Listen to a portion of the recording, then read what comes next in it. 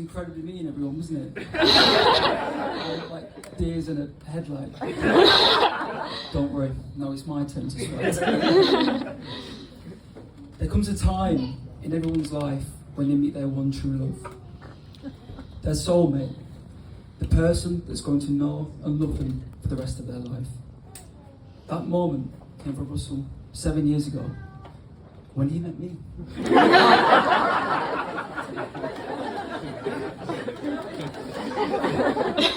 Good evening, family and friends. To those of you who don't know me, my name's Brad, Russell's best friend, old housemate, and ex full-time carer.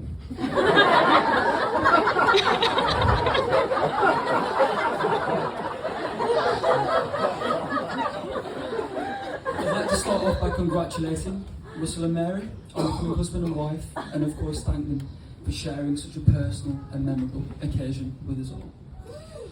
And what a truly exceptional day. It's clear to see that Russell's ruthless dedication to planning and organising this wedding, almost single-handedly, has paid off. Really, I'm just relieved Russell turned up today. I'm surprised he's not on strike today.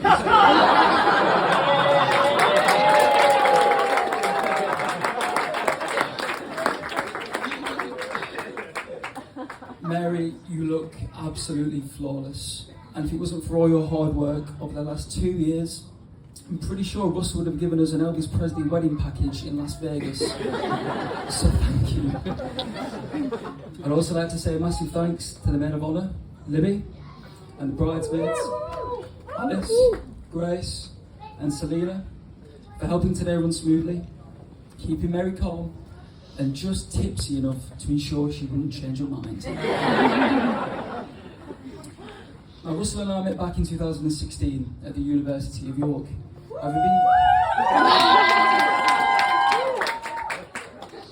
Having been placed in the same student halls, House J of Halifax College, the cheapest uni accommodation, which rather ironically seemed to have a lot in common with the town of Halifax, in that it had a lot to be desired. Sticky floors, silverfish, and 20 people to 3 working toilets. Before we started uni, we were added into a house group chat on Facebook. I remember finding Russell's Facebook profile and being rather unimpressed. His granddad, Nelson, occupied 90% of his profile picture's foreground.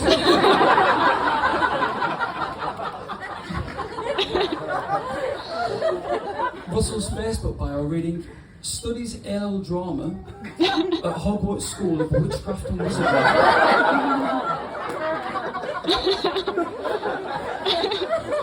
Lives in China. It was at this moment I knew Russell didn't take himself very seriously.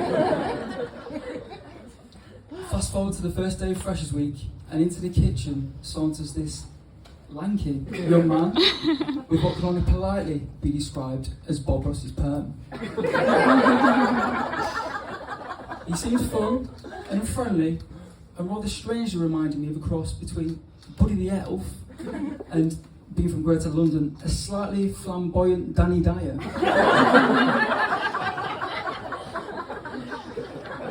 I remember thinking, wow, I've never had a gay best friend before.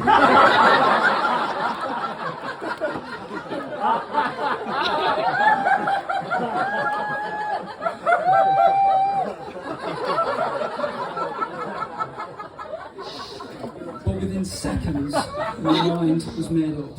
I had this intangible feeling that we'd become good friends. Our first night together consisted of dirty pints, drunken forfeits, and Russell's horrific taste in music. Natalie Imbruglia and Gordon Keating. The evening brought to a swift end when Russell, who'd had one cider with blackcurrant cordial too many, projectile vomited into a flatmate's bedroom sink. It was at this point Russell decided to take things at a slightly slower pace. Freshers Week for us two became something between a summer romance and a cultural exchange programme. We very briefly joined the running club and routinely watched Match of the Day together. I introduced him to chips and gravy, and in return, Russell taught me a catalogue of urban slang. Imitating each other's accents brought us endless amusement. Me, sounding like a chain-smoking Stacey Solomon, and Russell, a constipated Peter Kay. Don't worry though, I've been reassured the video of the best man speech will have subtitles. Russell very quickly became a well-liked member of the house, a charismatic chap who wore his heart on his sleeve, but also the class clown with the most horrendous sense of humour. Puns, gags, dad jokes, that's what she said jokes, even giggling at his own thoughts.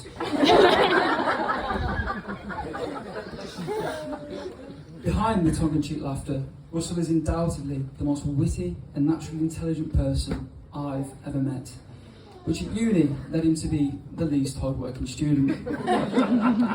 Work smarter, not harder, was his motto. I hope he doesn't say that to his students. I tried to motivate Russell to study, but it was just so hard staying on top of you 24/7. I also hope he doesn't say that to his students.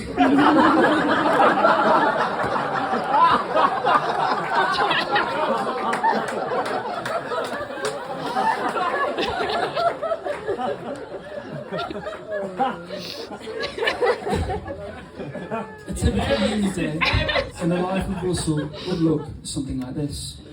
After waking up at 2 p.m, he decides to swap his remaining lectures for high-quality daytime TV like Countdown, mostly for his maths hero and celebrity crush, Rachel Riley.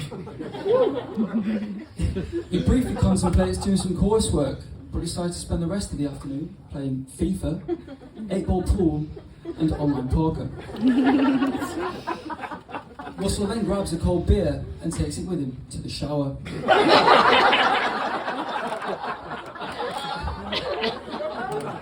Russell loves cracking one off in the shower.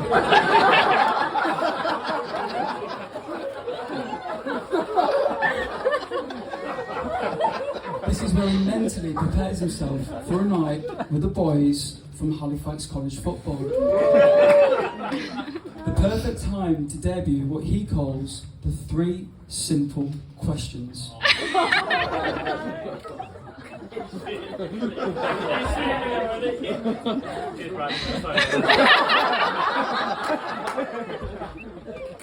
His newfound method for chatting up the opposite sex.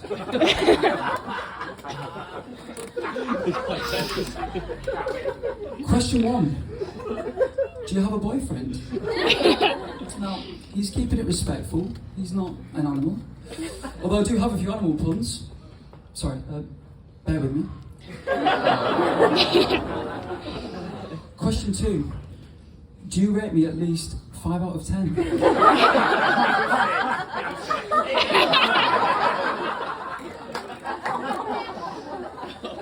As you can see, he's set the bar high. And 3, the line that had to be said with complete confidence. He's come too far now to leave empty-handed. So, what's your excuse for not kissing me? Now, somehow this never failed him.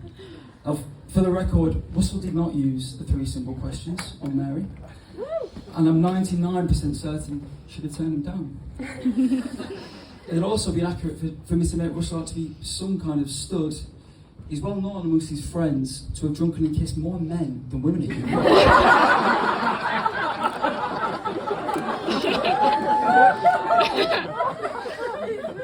Although he's a good kisser.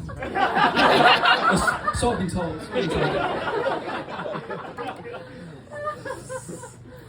And it's this bromance, it's this unconditional love that has really defined our friendship over the years. And by unconditional, I mean the kind of love that involves driving Russell to A&E at 4 a.m. for stitches after he drunkenly elbows a mirror He always was a smashing guy. The kind of love that forgives Russell and our friend Dom for forcing me, a vegetarian of 2.5 years, to eat a Scotch egg. Hey, I'm not your king. I guess he was being egged on. Now, I take no credit, but I very briefly met Mary before she knew Russell, going climbing together with some mutual friends. I found her to be a mature and intricate character, so the opposite of Russell. But I left the climbing wall that day feeling I'd made a new friend and hoped our paths would soon cross again. A couple of weeks later, Russell tells me he's met someone special. That after returning to our first year halls from a night out, he got chatting to a young woman sitting on the top of the stairs. She was a chemist, a gymnast, a singer and a dancer who decided to take a cha-cha chance.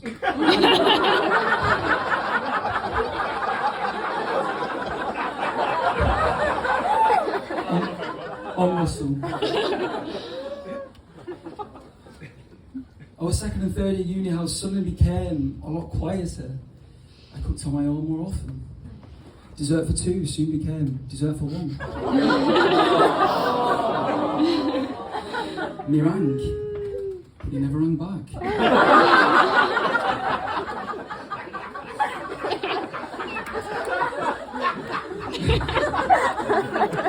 Russell started to become sophisticated.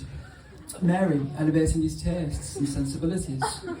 He swapped his stairman and football joggers for iron Ralph Lauren fleeces. He could suddenly recite every word to Les Mis. He even knew what a Le Creuset cast iron tagine was. But I couldn't have been happier for him. With a heart of gold and the patience of an absolute saint, Mary had taken this goofy, lovable personality and shaped him into the dependable young man he is today. She makes Russell happy in ways I never could. Nor wanted to.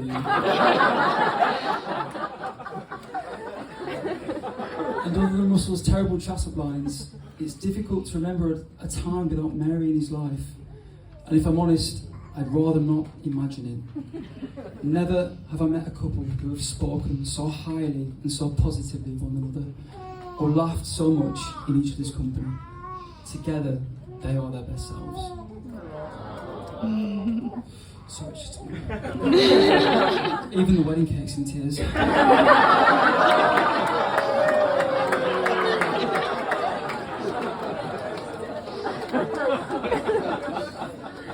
And this love is so clearly reflected in the adventures they've shared since graduating uni, travelling across India, relocating to a new city, Mary starting a budding career in a pharmaceutical company, Russell obtaining his PGCE, collecting their keys to their first home, and now husband and wife. It's been a phenomenal journey in which Russell has quite literally been sat in the passenger seat.